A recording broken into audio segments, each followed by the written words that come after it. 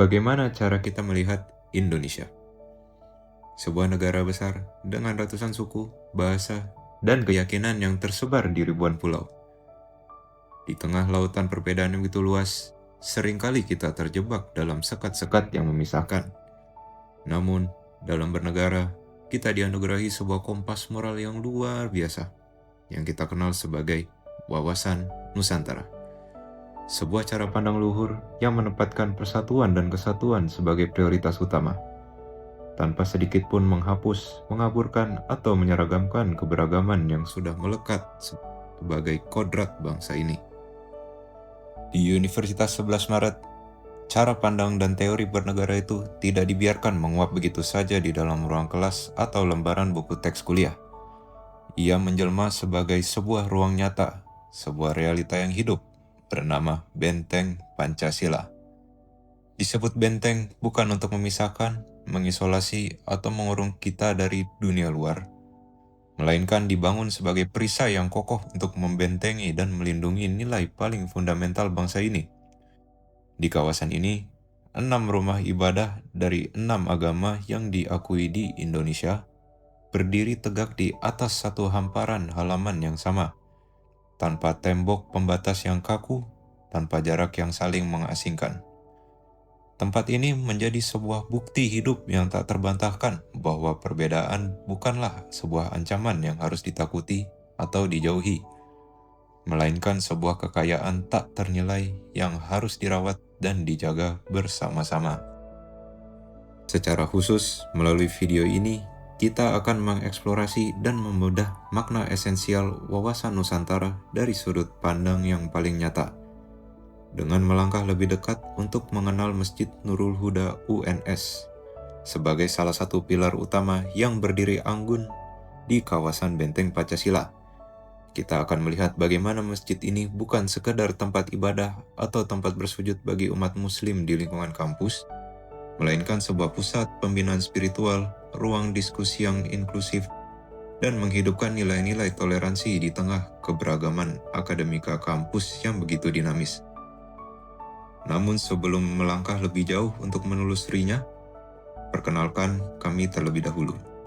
Saya Muhammad Raka Raditya Saputra dengan NIM I0522073. Saya Miftah Ramtatazari dengan NIM I0525111. Saya Muhammad Fadil Bintang Pelu dengan NIM I0525013. Saya Nila Kamila dengan NIM I0525044. Saya Nabauna Okunik Mangali dengan NIM I0525068. Itu kami juga akan melaksanakan wawancara dengan 3 narasumber. Yang pertama itu adalah pengelola masjid, yang kedua adalah mahasiswa Universitas 11 Maret, yang ketiga adalah masyarakat di luar lingkungan UNS. Penasaran dengan pendapat mereka tentang wawasan Nusantara? Mari kita tonton videonya. Selamat menonton.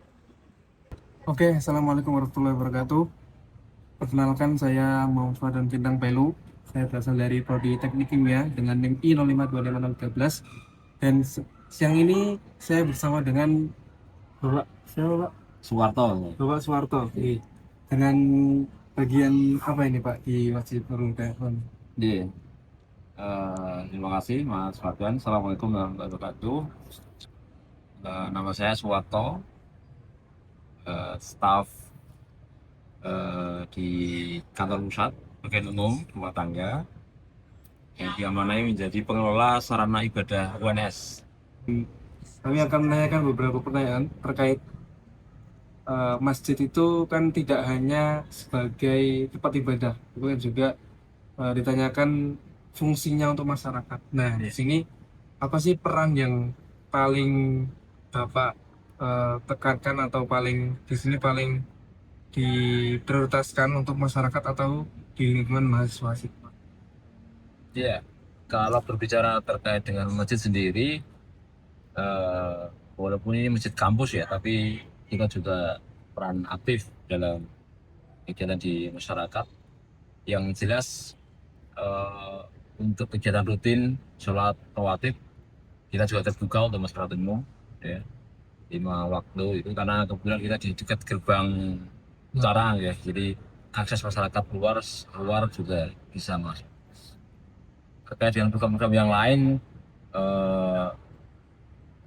terkait dengan masyarakatan, sosial kemasyarakatan ya, kalau yang banyak program sosial masyarakatan. Kalau di masjid itu kita ada unit pengumpul zakat ya, BZ UNS. Memang fungsi sosial masyarakatan banyak dilaksanakan di UBZ UNS ya. Itu mulai dari bantuan sosial ke adik-adik sekolah sampai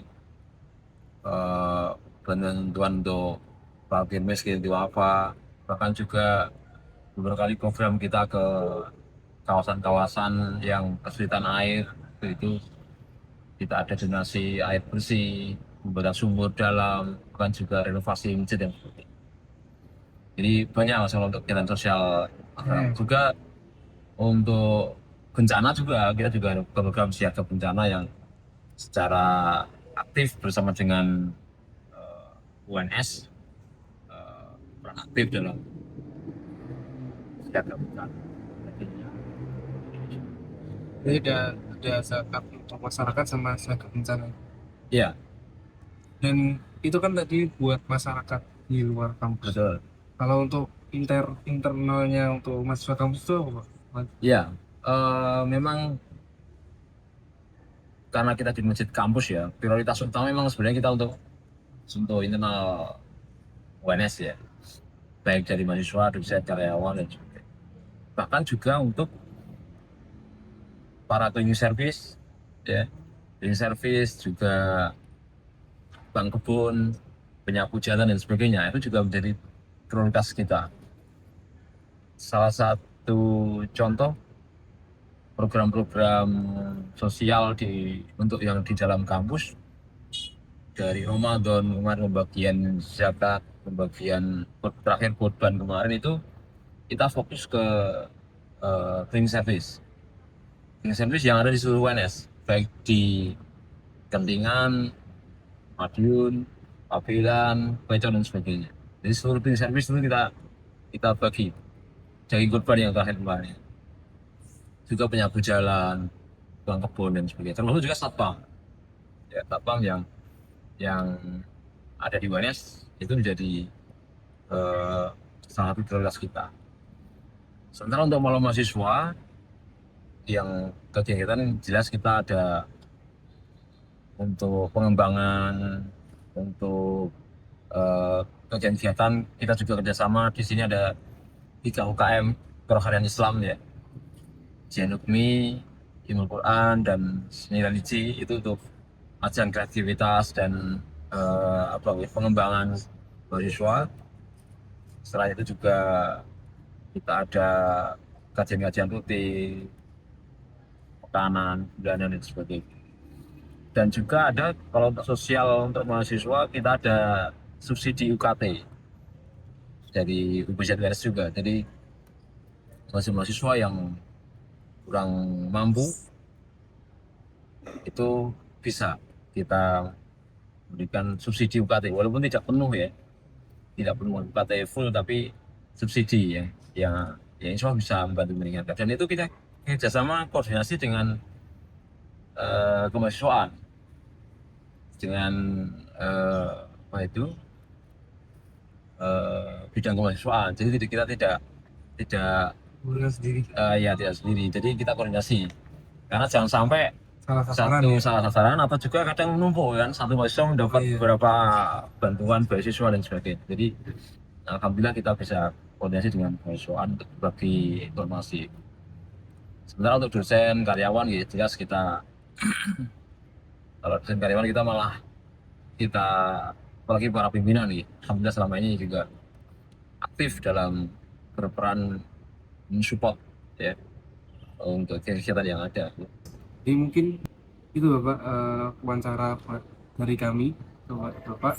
Semoga kedepannya Masjid Bermuda UNS ini bisa lebih berkembang lagi, lebih bermanfaat lagi bagi internal dan eksternal dari kampus ini. Dan mungkin bisa disampaikan pesan atau untuk mahasiswa UNS atau untuk perkembangan Masjid Bermuda. Terima kasih Mas Tadan dan teman-teman semua mahasiswa kuliah. Saya kira tidak hanya belajar di kelas, belajar di lab dan sebagainya, tapi juga saya kira sangat penting untuk mahasiswa semua untuk aktif di masjid, baik itu kegiatan yang sifatnya rutin, rawatib, sholat, juga bisa ikut aktif di kegiatan yang ada di masjid, baik itu yang sifatnya UKM perhanian Islam tadi, juga kegiatan mengikuti kegiatan yang ada di masjid secara aktif. Insya Allah akan sangat bermanfaat, baik itu selama kuliah di sini maupun nanti akan dirasakan setelah lulus nanti. Sekian dari kami. Terima kasih Mas Fardan. Ya, Silaturahmi. terima kasih Bapak Ya. sudah meluangkan waktunya buat kami, dan semoga video ini bisa bermanfaat buat kelompok kami dan juga di masyarakat sekitar. Amin. Oke, sekian dari kelompok kami dan dari saya. Wassalamualaikum warahmatullahi wabarakatuh. Waalaikumsalam. Kenalkan, nama saya Nabauna Kuning Pangali dengan NIM I0525068 dari Prodi Teknik Kimia. Di sini saya akan mewawancarai salah satu mahasiswa UNS. Saya Fahima Andini dari Prodi Manajemen. Oke, baik. Pertama, menurut kamu nih, apa peran masjid di kampus selain tempat untuk beribadah? Menurut saya, peran masjid di kampus tuh selain jadi tempat ibadah, itu bisa menjadi ruang diskusi bagi mahasiswa, bisa menjadi tempat pelatihan, menambah wawasan, dan juga bisa menjalin dan juga menambah relasi di lingkungan masjid itu sendiri. Oke, selanjutnya kan di UNS nih terdapat berbagai tempat ibadah ya dari berbagai agama. Nah, menurut kamu sebagai mahasiswa nih merasa lebih nyaman atau enggak, dan mengapa? Menurut aku sendiri itu merupakan hal yang buat mahasiswa nyaman karena dengan adanya kampus menyediakan tempat ibadah yang berbeda-beda yang sesuai dengan agama mahasiswa masing-masing, itu bisa menciptakan lingkungan yang inklusif. Oke, selanjutnya menurut kamu apa pentingnya kampus untuk menyediakan tempat ibadah untuk berbagai agama? Sangat penting karena dengan kampus menyediakan tempat ibadah yang berbeda-beda, itu bisa memenuhi kebutuhan spiritual bagi mahasiswa dengan latar agama yang berbeda-beda, karena dengan begitu mereka bisa menjalankan ibadah mereka sesuai dengan ajaran mereka masing-masing, dan juga mereka bisa menumbuhkan sikap saling menghormati, menghargai satu sama lain, dan juga menumbuhkan sikap saling toleransi. Ya, terima kasih buat Andin untuk Ya, waktunya. sama-sama. Baik, perkenalkan nama saya Nela Kamila dengan NIM I0525044.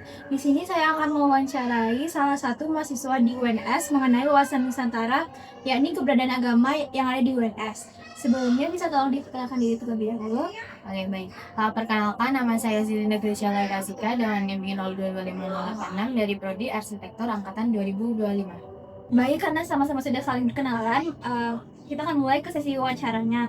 Yang pertama, di UNS ini kan banyak sekali keberadaan agama. Bagaimana pendapat Dylan tentang keberadaan agama yang ada di UNS? Nah, karena UNS ini mahasiswanya memiliki latar belakang yang berbeda-beda, tentunya mereka memiliki agama juga yang sama berbedanya ya. Nah, keberagaman ini menghasilkan dampak positif ke kita. Tentunya karena apa? Karena dengan latar belakang yang berbeda-beda, agama yang berbeda-beda, kita bisa saling belajar. Oh, ternyata di agama ini toleransinya kayak gini loh. Mereka tuh adatnya gini aja loh. Cara mereka beribadah tuh seperti ini. Nah, kita tahu sebatas pengetahuan cara mereka tuh bermedia kepada Tuhan tuh seperti apa, untuk kita menambah wawasan, dan kita juga belajar cara menghormati kepercayaan mereka. Kita saling bertoleransi, hidup berdampingan, berteman tanpa memandang mereka ini berbeda cara ibadah mereka, Tuhan kita berbeda, tanpa menilai hal itu. Kita bisa tetap belajar bersama, hidup berdampingan seperti itu. Baik, pertanyaan selanjutnya itu kan di UNS sendiri ada 6 tempat ibadah. Ya. Nah, bagaimana menurut kamu kalau misalnya 6 tempat ibadah ini bisa mencerminkan nilai persatuan dalam wawasan Nusantara? Dengan adanya 6 tempat ibadah yang ada di UNS itu udah mencerminkan nilai wawasan Nusantara. Karena apa? Karena dengan adanya tempat ibadah setiap agama, berarti kan setiap agama udah memiliki tempat mereka masing-masing. Jadi tidak ada kecemburuan atau hal negatif dalam diri mereka untuk saling iri atau gimana. Jadi udah adil. Dengan keberadaan 6 agama ini di satu lingkungan, mereka bisa bertoleransi. Oh, agama ini lagi beribadah, jadi kita bisa diam atau tidak mengganggu lah. Dan ketika agama yang lain juga seperti itu, jadi itu udah mencerminkan nilai keberagaman Wawasan Nusantara. Nah, tadi kan udah dijelasin tuh apa aja manfaat dari adanya keberadaan 6 tempat ibadah di UNS. Menurut kamu pribadi, apa sih yang bisa bikin mahasiswa itu tertarik buat lebih sering mengunjungi tempat ibadah mereka?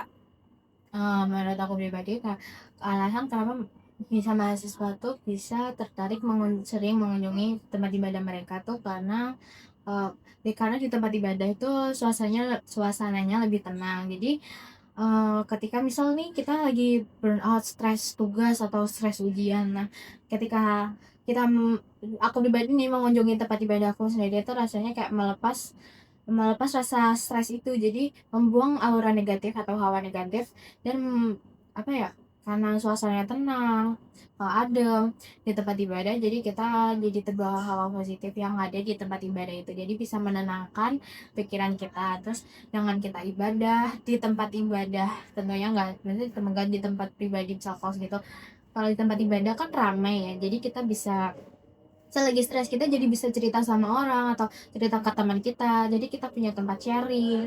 Pokoknya kalau datang ke tempat ibadah gitu bisa melepas hal-hal yang negatif dan mendatangkan hal-hal positif kepada kita gitu. Oke, sebelumnya terima kasih buat Zelen udah ngulangin waktunya buat sesi wawancara ini. Baik, perkenalkan saya Miftah Rahmat. Kali ini saya akan mewawancarai tentang keberagaman tempat ibadah yang ada di UNS. Mungkin Oke, saya Vina Hilda. Oke, Mbak Kavina. Menurut kakak, apa peran masjid di UNS selain sebagai tempat ibadah? Kalau menurut saya sendiri itu, masjid selain sebagai tempat sholat, biasanya juga buat kumpul atau juga bisa juga untuk belajar. Selain itu juga, masjid itu bisa untuk tempat beristirahat sejenak di sela-sela kesibukannya mahasiswa.